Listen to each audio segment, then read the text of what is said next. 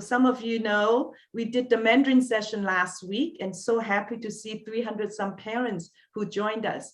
So today I packed a lot in, so be ready to absorb and take pictures on what you would like to keep or watch the replay later. So in the 35 minutes, I have a lot to share with you, and put up your seatbelt and be ready. So we're going to dive in to understand the 5W and the 1H for college application, looking at overall big picture for your life planning and also specific stage, exciting time that you are in. So the why, who, and what are like the software. We'll answer many of those questions. And where are we going, when, and how would be like your hardware. And then I throw in a little bonus at the end. How are you going to manage your finance and your time in doing all this process? So you can imagine we're going to cover a lot. So Alan already went through, we want you to bear fruit. Applying for college, it's a fun experience. Make it fun as a whole family. Relax and enjoy every part of it. It's a journey, and we would like you to bear fruit.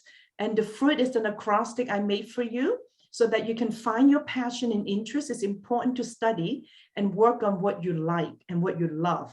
Research and apply to the right college. We're going to define what's the right college for you. Use your passion to choose the right field that you want to work on, and then improve and make of your life experience at college. And then over time, you get trained and equipped to have a successful career and a successful life. So why college? Why do you want to go to college? What work do you want to do? What skills do you want to learn? What parts of the country or world you want to experience? So think about what your life is now. And then what do you want to keep? And what change would you like to make? And that's what college can help you with. What do you really want to do? Thinking about your mind map. Think of all the interests you had growing up, now at your age of 17 or 16 or 18. One day, what would you really want to spend your time in? Jot those down, because eventually, begin with the end in mind. And your goal and your purpose of going to college is to help you work toward the career end goal that you're interested in, like all these different careers represented here. So I want to show you a map. We call this a journey map, a career journey map. So this is from my mentee. She's an HR manager for major corporation. And she is one of our homework in our class. And she mapped out over the years what she's done, what she's learned, and what she's accomplished. So I'd like you to see this picture to visualize. Someday you have your own journey map and you can start mapping it and begin with the end in mind. So this is my version of my journey map. I actually like my students' template better, and we're all converting to her template. So this is my journey map, both my background from humble beginning and education, executive education, the 16 jobs that I had throughout my 33 years of career, and then retired or refired, and through the different technology and different job, what I have learned. So when we get to college selection, it's important to bear in mind, it isn't the best school, it's really the school that fits you best.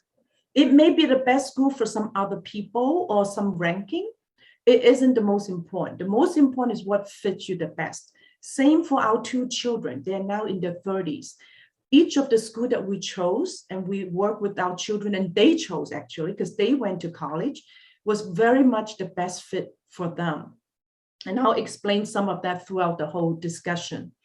So in your college admission experience, you want to explore the different colleges, find the right fit that you can get in, and then staying in isn't just getting in. Some schools have such high standard and you may get in, and yet it could be difficult to stay in. So think through the whole process.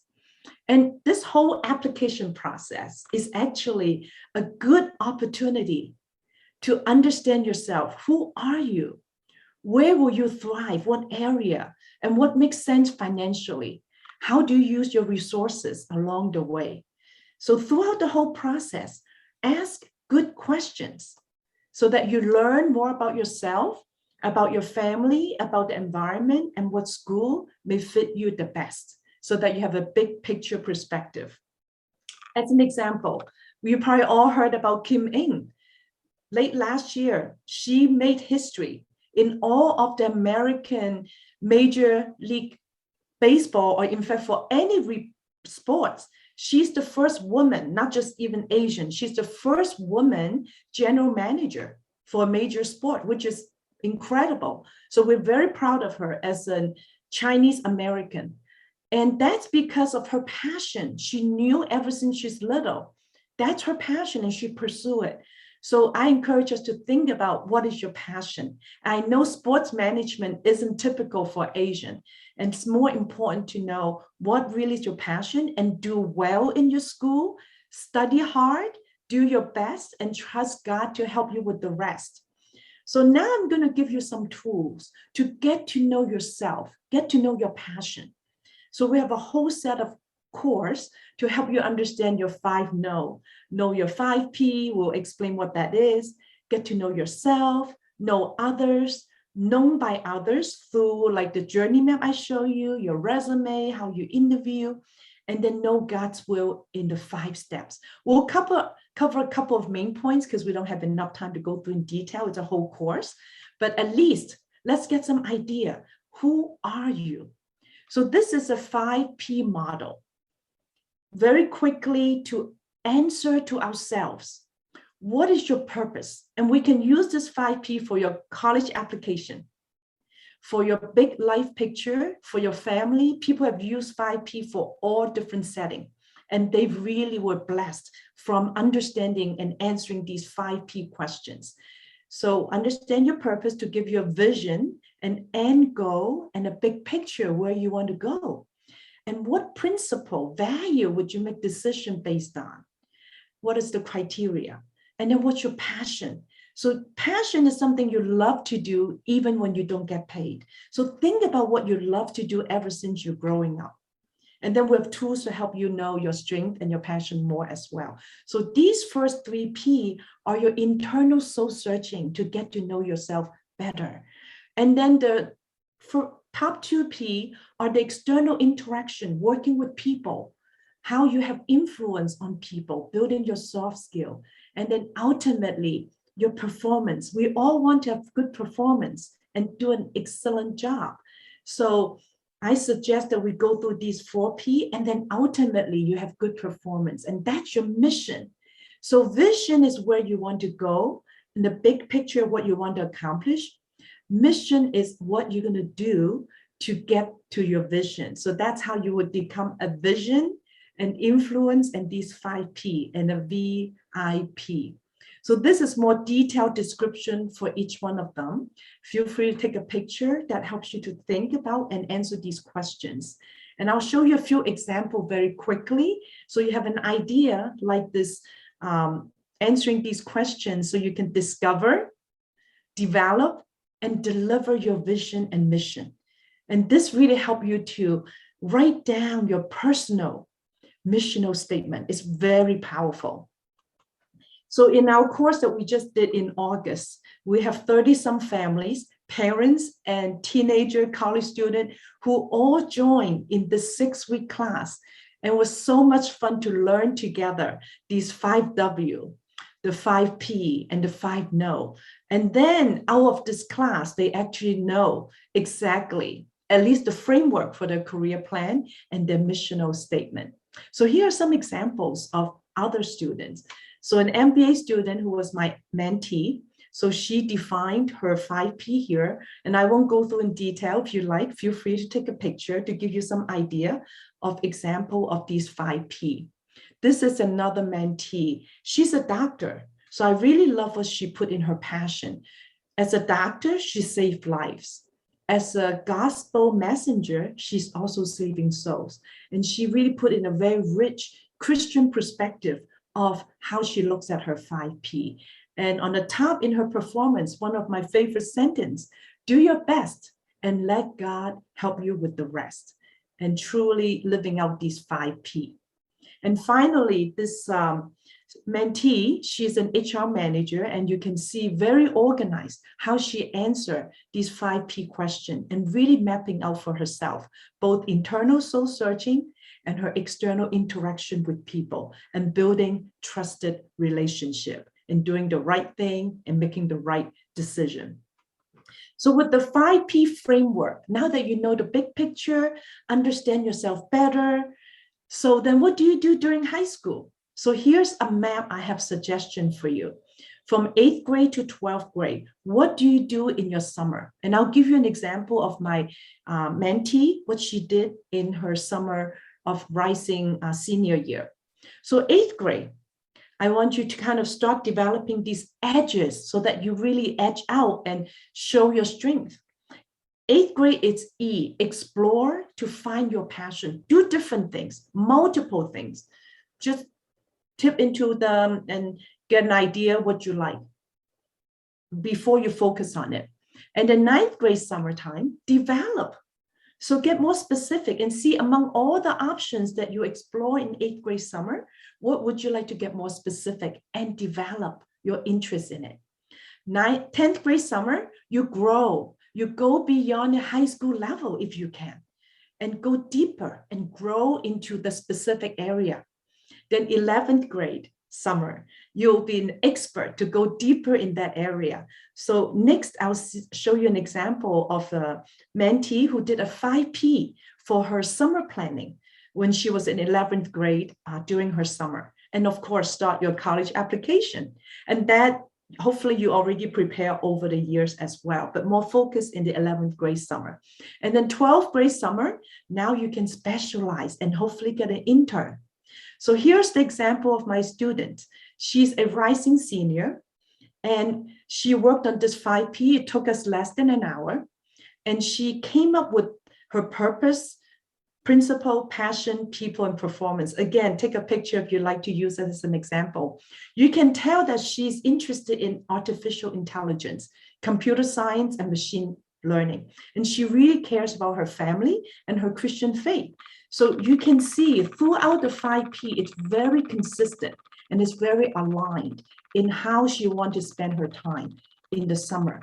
And then throughout the summer, she gave me update and she did find an internship to work on artificial intelligence. And I also introduced her to another one of my mentees, he leads AI leadership program for youth. So this is very exciting, very helpful for her to have a roadmap to plan her summer. So which school to apply to? If you summarize the few questions that we asked earlier, you start asking career, what you want to be when you grow up, what environment you want to work, and what kind of financial, economic lifestyle do you want to have? So that's the career perspective. And then what kind of education is required to do that career job? So what kind of training, how many years? And then finally, what college do I select? We're going to go through a lot of examples and a lot of criteria for you to consider. Again, we want to find some that fits us the best. May not be the best school, but it fits me the best. So consider size, location, private or public. What are the criteria to admit the student?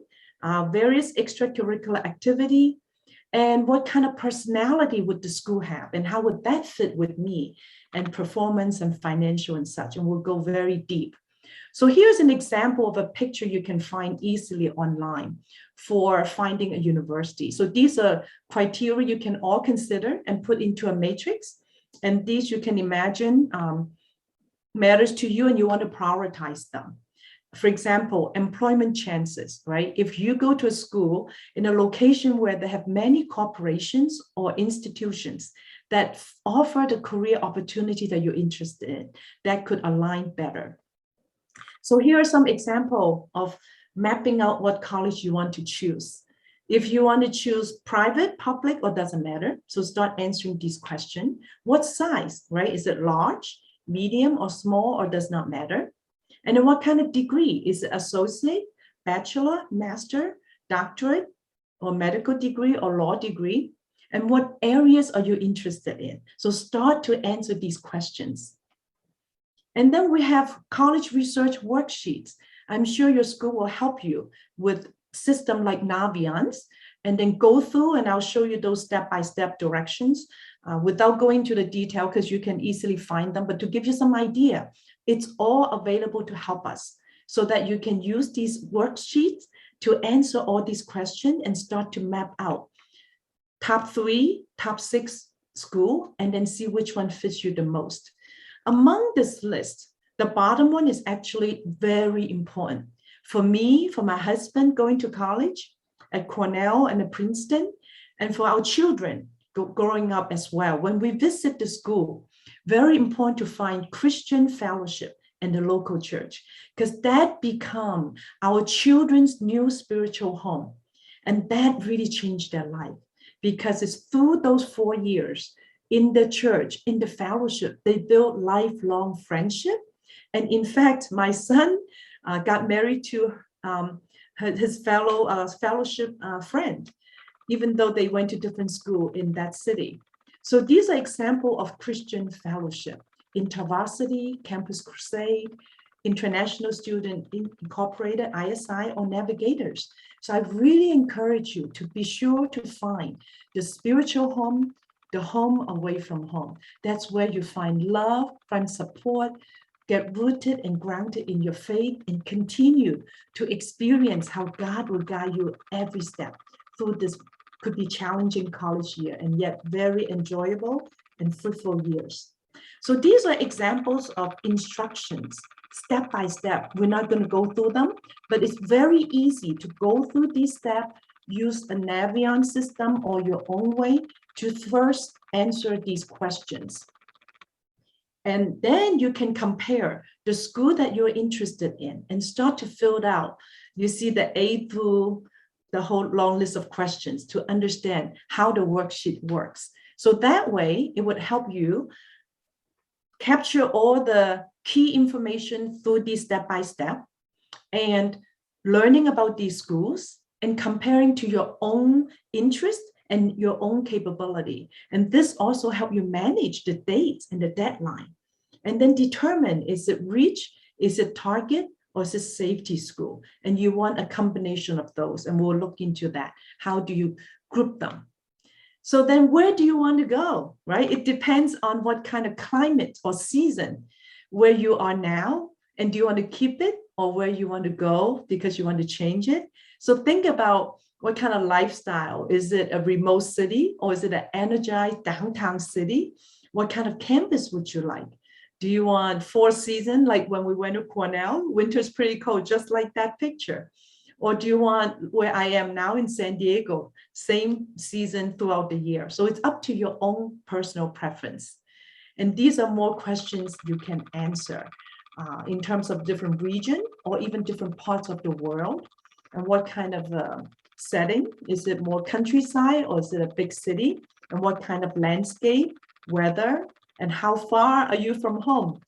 So all these can be answered to help you decide where to look. And here's an example for a student looking to study robotics, electrical engineering, computer science.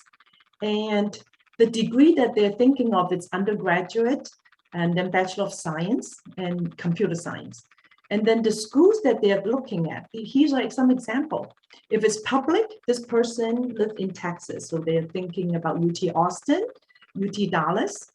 And if it's public, they may go to out of state. Georgia Tech is like the MIT in the South. If you live in Georgia, it's a very good deal. Even if you live out of state, it's still a very good school, easy to find jobs. University of Michigan, you can see the dollar sign, tell you how expensive they may be. And then if it's private school, of course, they're more expensive. You see the dollar sign went up to 5. And that gives you some idea on the size of the school and other factors. So the next few slides are quick showing of examples of ranking you can get from a reputable source like US News and World Report. And every year the ranking may change a little bit, and yet they've pretty much stayed around the same. So here are some examples. When you look at this ranking, remember, You got to apply to a school that is strong in the area you study in. It doesn't have to be the name brand in general, Ivy League. If certain Ivy League may have a good brand, and yet the major you study in may not be as strong, don't necessarily go for those. So these are the ones that are general ranking for all the different schools. And then this one are from different sources comparing US News, Wall Street Journal, and the World University. And you see similar, the usual suspects, and give you some reference. Again, most important is to align to your own major. So example like this, right? If you study through the public school, these are the ranking. And then for liberal arts, if you tend to be a liberal arts person, then you focus on the second column. If you're interested in engineering, that would be the ranking, the third column to consider. And then the far right is the business school. And then look at those rankings. So it may not be reputable Ivy League, and yet it really helps you to align the school to what you're interested in. So how many schools do you want to apply to? So I work with some of the high school students who took my classes and who are applied to become my mentees. And some of them were thinking 20 some schools, which is, I believe, too many. So I think the range could be around 4 to 12. That's a reasonable range. And the way you distribute these schools would be 1 or 2 that are safety based on the requirement, criteria, and your own capability, your scores. For sure, you can get in. And then 4 that are good fit and target school that are exactly matching what they require and what you can accomplish. And then some dream or rich school, or some even stretch and super rich school. Then perhaps another 2 or 4 of those. I would imagine really fewer than 20, because I know with the Common App, it's very easy. You just click, click, click, and it's easy to submit. So you want to focus and do a good job of preparing for those school application. So what do you look for, right? What kind of requirements? So in terms of the schedule and the deadline, the scholarship, financial aid deadlines, how much they tuition, the room and board, and how much can you afford. And we'll talk a little bit about the finance at the end. And then what scores do they look for? And I know with the COVID, some schools actually may not require it. So if you have good scores, it's a good idea to submit it. If your score aren't as good, then you may not submit since it's optional. And then of course, your GPA is very important, because that's really the top criteria they first look at. And then the rest of them would be your, what define your uniqueness. And we'll go into that later on. So these are the different types of application. Early decision, it's binding. That means you have a better chance to get into. That means you really know you like that school. And that indeed, when you get accepted, you have to go. And these are usually for Ivy League and private school. Early action is not as binding, and yet also gives you a little bit of an edge and a good decision to get in. And then the priority deadline is not binding either, also give you a little bit of an edge. And then the further you go on the right, it's the chance is more challenging, because you have a larger pool of people applying. So that's the regular decision. So this is the schedule for the different types of application. Of course, for early decision is much earlier, November due date, and decision will be announced to you in December, and you make that decision. And that's actually binding for early action. And the other one you can see in the schedule, and they're not binding. So you want to research in the different school and look at their freshman profile from last year. As an example for Cornell, that way you get an idea, how do you fit in that profile? And then on the right is Georgia Tech. And then here's a UT Austin example. Look at the acceptance rate, 32%, very high, and it's a good school.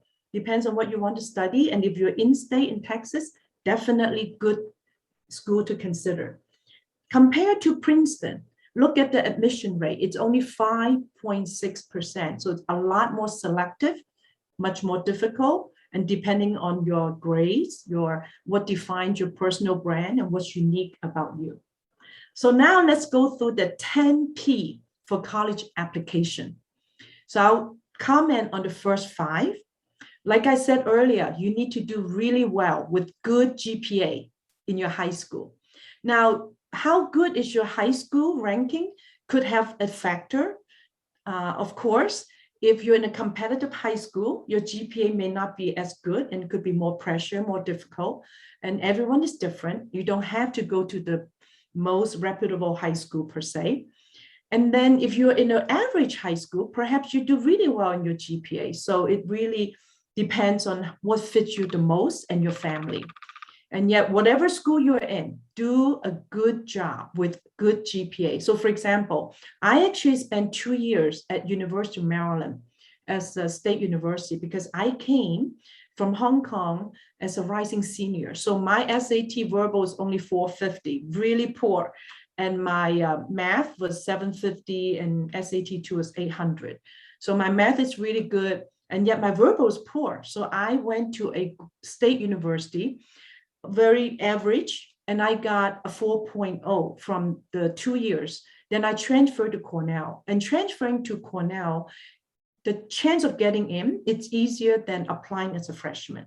So if you want to think about, if you're not getting into the dream school per se, you may consider a strong local state university and do a good job and transfer. That's another opportunity. And then do well in your public tests, whether it's SAT 1 or achievement or SAT 2 or ACT and the AP test. And then be a well-rounded extracurricular activity contribution so that it isn't all about study. Because I do interview for Cornell and Princeton for 21 years. And every year I interview about 12 or more students for both of the schools. So I see all the students who apply to these schools are very strong in 1, 2, and 3. So what really defines them to be unique and differentiated is how do they contribute to their school, to their community, to their church that they serve, and they give back to the community. So it's not just about me, myself, and I. It's about servant leadership, being active. And then don't do like 10 clubs, right? So remember the edges acrostic that I gave you? So specialize over time, choose and become excellent in 1 or 2 sports or particular extracurricular. And if you start a new club, that's terrific. That's good leadership, good vision that you see a need that needs to be filled. And then whatever competition you get into, whether it's AI or robotics, piano, language, debate, and such, do a good job, right? And whatever we do, we want to give it our best and while you enjoy it. So as an example for high school ranking, this just came out. My husband helped me research this, and this is an example of the different kinds of best high school, charter school, magnet school, and STEM school. Then number 6, positive relationship and recommendation. So important, especially with your friends, with your teachers, with the principal, and with your staff. In the area of recommendation, you build relationship over the years in a personal way that the teacher get to know you. So in your school, in your class, it isn't just about studying. It's about helping others, helping your teachers to be successful. So letters of recommendation may not be required by all schools, and yet I would, for those who need it, you want to prepare early and let your teacher know early. Because I know some teachers have a waiting list and have a deadline. So build relationship early so that the teacher know of your uniqueness and will be very willing and happy to write about you in a personal way. The next 3 P's, 7, 8, and 9, your personal brand. Your essay is very important to define who you are and your personal statement. That is the opportunity to tell them what is your personal brand, what's so special about you. So don't just write about what you want to be when you grow up. Don't just write about kind of the typical type essay. So one of my students during the summer, she took our 5P course. In the beginning, she was really struggling. And then as we did our one-on-one and talked through, back in her past 17 years, what's her life like? And she started to map out the journey map that I showed you earlier. And she defined her own strength, like the 5P and what she enjoyed. Then the next time she did one-on-one with me, wow, she had a whole new perspective. She enjoyed the college application process. She enjoyed writing the essay because she discovered herself. And then she is a dancer. And then she's also a STEM person. So she combined both dancing and the STEM into an essay, starting with the sentence that the judge made to her. So it was a very attention catching. It's a creative way to write an essay. So think about who you are. Look at the tools I gave you earlier and deep dive deeper into yourself so that you can define what's your personal brand. And then what is your professional work experience? Starting from your home, even when you don't get paid, be a good servant leader at home. Help your family. My children growing up, we don't call the chores chore. We call them privilege. It's a privilege to serve the family. It's a privilege to help each other. We're not just a guest in this house, checking in a hotel and leaving, eating in a restaurant and leaving, right? So we're part of the family. So at home, these are life skills, valuable life skills. Then volunteering, even you don't get paid, YMCA, at the church, in the community, in a hospital. And then the third work experience or internship, even when you get paid or not. My children did all these in their high school years. And that really defined their personal brand, their strength, and prepare them for the interviews and in personal interaction. Some of these tools to help you define your personal brand and explain to your interviewer who you are, what is unique about yourself. So from Ephesians 2:10, I love the scripture. We are all God's handiwork, created in Christ Jesus to do good works that God prepared in advance for us to do. So every one of us is God's masterpiece. God uniquely designed you exactly the way He intended. So don't compare with other people. Be so proud and confident of who you are because God created you this way. So these are some example of tools. We don't have time to go into each one of them. I'll show you example for SWOT and for SOAR. Strength Finder, you can find it in Amazon. Get this book for $20 and there's a code at the end.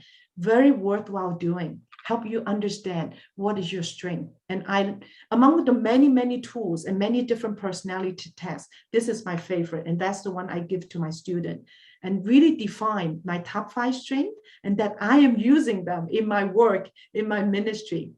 And then SHAPE is your spiritual gift that Pastor Rick Warren talked about in Purpose-Driven Life. So I'm going to skip those. So here's a SWOT tool. I encourage you to take a picture. Do the SWOT for yourself and ask your family, your friends to give you some input. The top half is your internal assessment of what you're good at, your strength. And then your weakness. What are you perhaps overdoing in your strength that may become a weakness? And then the bottom half are your external interaction, working with the environment, with the surrounding, with people. What are the opportunities you can grow and learn more in? And this is my own SWOT.